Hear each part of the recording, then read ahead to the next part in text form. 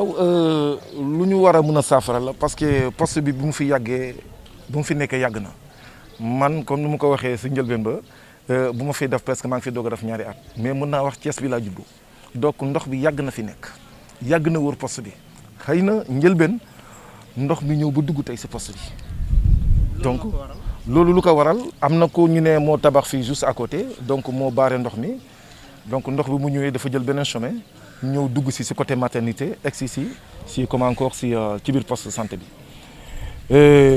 soo leen gisoon de début da ngeen gis ni seen yaram dina daw parce que gis ngeen ko même à la télé du moment que les malades sont perfusés ndox bi dugg si na ba ci biir comme encore ba ci biir salle bu ñu nekkoon donc dafa daw yaram man fu ma nekkoon ñaari trésorier bi ak sama adjoint donc dañoo ñëw le lendemain non c'est le même jour ñu simee ko ak ci lot commencé di liggéey donc tey ndox mi yàgg na fi trop yàgg na fi loolu moom il faut le dire parce que santé boo gis bëgg na ICP mu nekk fa di fay yendu di fay fanaan parce que loolu mooy dundal poste bi mais tey ñun suñu poste bi ça fait des années que ICP du fi nekk parce que logement bi moo doxut logement bi dafay inondé ba tey nu may waxee yow nii baaxul donc dafay jóge di dem ñun lu ñu mujjee def dañu mujjee obligé recruter ñeneen nit muy ay yeneen infirmiers qualifiés comme moom tamit di leen di fay te loolu dafay jógee ci postu CDS bi moo tax dafay diis xam nga population Nguinth dafa yaatu te lu muy polariser dafa bëri donc ñii bëgg nañu tey poste bi des fii ñii bëgg nañu poste bi dem mais aussi soo leen di dégloo tamit seen thèse ñii ne poste bi des seen objectif tey lan la ñu defar canal bi ñoom gis nañu suñu defaree canal bi ñuy bàyyi fi poste bi moom mooy gën mais tey ñu bëri comme site baa ngi fii tamit suñ ko délocaliser tamit yóbbu ko fa je pense bien que tamit lu war a mën a nekk la mais population bi nekk fii war fi jógee dem ba fële di faju ji donc suñ fa mënte dem si 10e la ñuy dem wala si dem si beneen poste mais yaakaar naa ni fële dem fa di jóge fii di dem fële di faju ji dem 10e moo gën donc moo tax fu mu toll nii ñu ngi nekk si entre ñaari phase donc ñoom daal ñooy xool daal lu gën si population bi nous vraiment ñu topp leen suñ ko defee dina baax parce que communautaires yi ñoom ñooy def liggéey bu gën a mag si poste bi parce que ñoom wax dëgg yàlla suñu sañoon tey état bi jël leen moo ñu gënal parce que am nañu tey ay lijaas am nañu ay compétences yoo xam ne tey suñ leen jëloon tey dina baax si ñoom.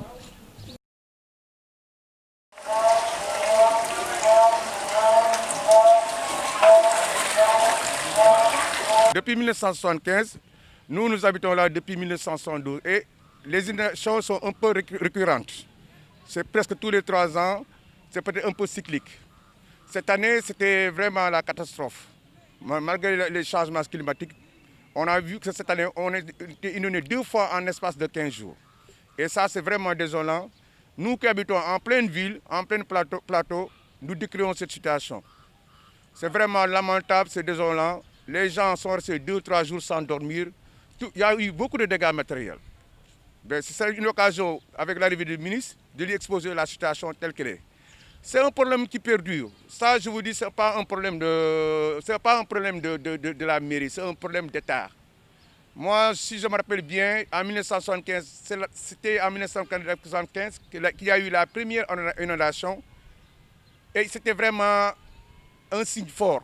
Il n'y a pas eu de réaction. Et depuis 1975, de 2003, 2007, 2017, c'est toujours la même situation que nous vivons. Okay. Maintenant, il y a un canal que je vois ici. Je sais que ce canal date de Mathusalem. Ça, c'est du temps des colons. Ça, quand les colons ont créé ce canal, c'était par exemple, il n'y avait pas cette grande habitation. C'était peut-être une petite ville. Mais le problème de Thiès, c'est quoi? C'est les eaux de ruissellement. Les eaux de ruissellement qui viennent des collines de Dias, des collines de Théo, qui rentrent en ville et tout converge vers la mairie pour passer par ce petit canal dont vous voyez. Quand vous prenez là où je suis, il y a les eaux pluviales qui viennent vers Aiglon, il y a les eaux pluviales qui viennent vers la gouvernance, qui viennent vers des eaux. Toutes ces eaux pluviales passent par ce petit canal. Et petit ce canal, vous voyez, c'est un trou qui passe sous les rails et qui descend de l'autre côté pour rejoindre le grand canal de Kermam LH. Donc moi, je vois la situation telle qu'elle est, qu'il faut qu'il y ait un plan de déviation de l'eau qui rentre en ville, c'est-à-dire à partir de l'hôpital régional, dévier cette eau vers Fanden et créer essayer de recycler cette eau, peut-être pour le maraîchage. C'est le problème. L'eau pluviale qui est ici à Thiès ne peut pas inonder Thiès. L'eau qui vient même vers Pout, qui descend vers la route nationale en passant par les...